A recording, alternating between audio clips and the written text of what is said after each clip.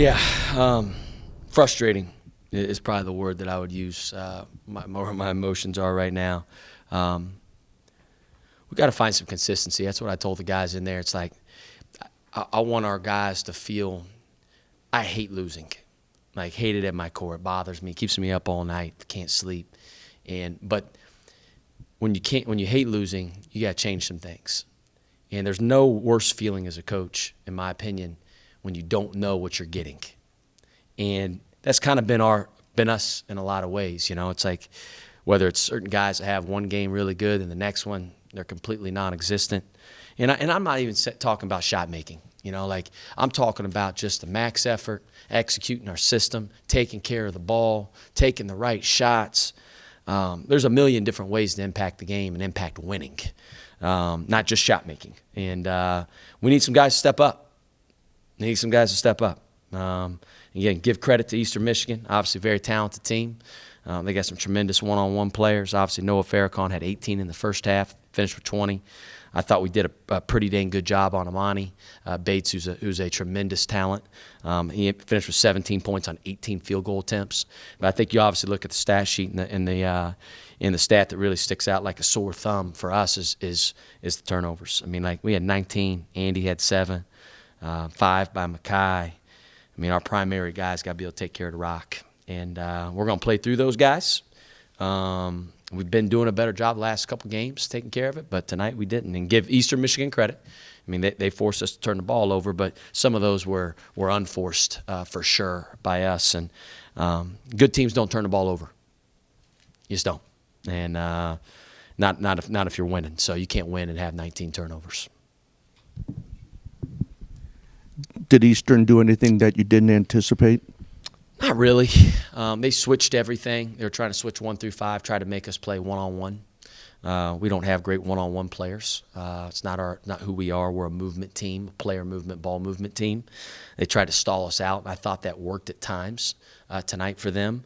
But again, that doesn't necessarily. I don't think that they did anything to like create turnovers, right? They trapped Anderson a little bit in the post, which he's seen all year. Most teams do trap him. Akron did it, and I think he finished with like 5 or 6 assists. So like I've seen him do it before, make the right decisions. But him and Mackay got to be better taking care of the ball. I mean, so like I said, a lot of those are unforced, and that's on me. It's not on those guys. I got to be able to help put them in better positions. Thinking back, it might have been 60-59 right in there, and all of a sudden they get like a putback. I think Golson had. Yep. He didn't have a lot of points, but he had a couple right there in that little stretch after that. Do you consider that a key part of the game right there? Yeah, I think we were watching on that glass when he got it. It was like it wasn't even a rebound up above the rim. It hit the floor. If you remember, like it hit the floor right there, and then he laid it back in. It's like, man, Kamari was right there. Like you can't. I tell these guys all the time, you can't go autopilot.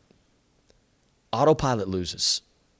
How can you help your teammate? Basketball's not always going to be perfect, right? But your effort and your aggressiveness, and the game will always honor those that are more aggressive. Just does.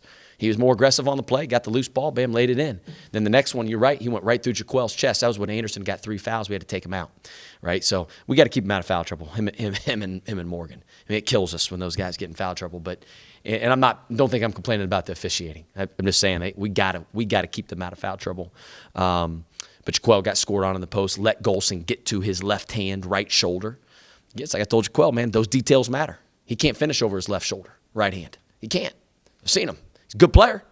He's a really good player. I like Golson. But you got to know his game. And he let him go right through his chest to his left hand, right shoulder, man. Like those, everybody's been asking me, why aren't we winning close games? We're competitive because we're not detailed enough. We aren't detailed enough.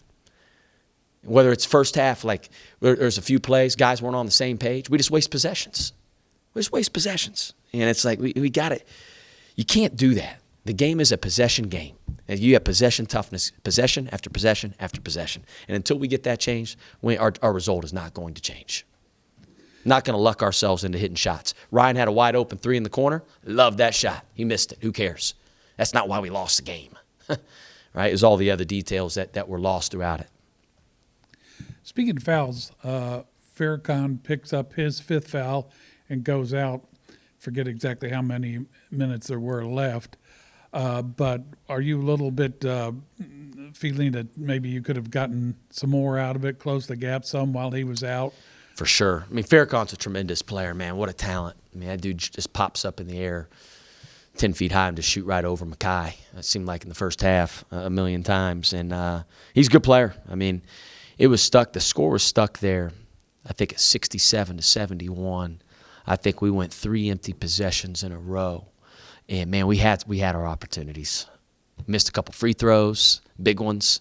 And it's like, man, like, you know, again, you could go throughout the whole game, though. Like I said, you can go possession by possession and say, man, we could have done this, could have done this, could have done this. And it's like I told our guys, man, until we make some holistic changes, we ain't going. I got to teach these guys how to win. Listen, we haven't won in a long time here in Miami, and we got to. Winning is an art. There's an art, and there's always those teams that always win. They can even win ugly when they shoot bad. And it's like, dang, why do they always win? It's because they execute. They're detailed. They're together. Those are the things that win the game. Normally, if another team shoots 4 for 24 from 3, that's going to be a real good sign for you. But I guess it got trumped by the points in the paint, 21-4 on the turnovers and points in the paint. Yeah, we got to be tighter. I mean, they got good one-on-one players, but that starts with just we got to take care of the rock, man. I mean, that's the biggest thing.